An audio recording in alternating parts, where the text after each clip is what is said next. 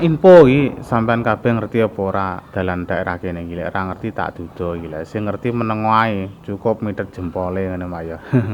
Lah kene iki anu mak ya, kene iki sumber kembar. Lah pertigaan iki kuwi lek arah nganan kuwi arah Lodaya ngono lho mak ya, Panggung Asri dan sekitarnya. Lah iki tugu iki menggambare kok bulus nyapa. Ya kira-kira kene iki dusune masuk dusun Gedung Bulus.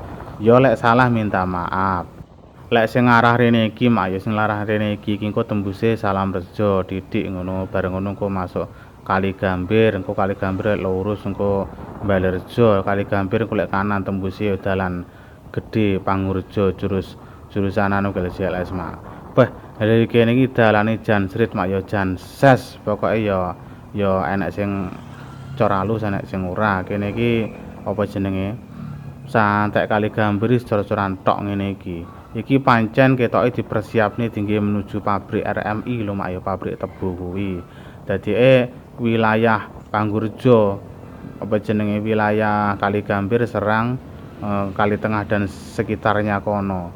Kuwi meng lek nggawa tebu iki meng dalane ya sing paling penak ketoke kok liwat kene iki. Daerah Balirejo 1 barang ketoke ya sing paling penak dalane ya liwat kene iki, cor-coran kabeh ya. Lah ngarepi jembatan mak ya iki lek enggak salah iki jembatan pembatas ya antara Sumber Kembar karo Salam Rejo iki ya iki. Ya lek salah minta maaf. Lah kene iki berarti masuk Salam Rejo. Dadi sampean kabeh iki misalkan teko daerah Binangun, teko daerah Samben dan sebagainya. Lek sering JLS engko ya liwati kene iki mak ya Binangun, perapatan Binangun engko sampean ngulon, engko ngliwati tugu kuwi mang terus sing bablas engko tembuse engko iso teko JLS.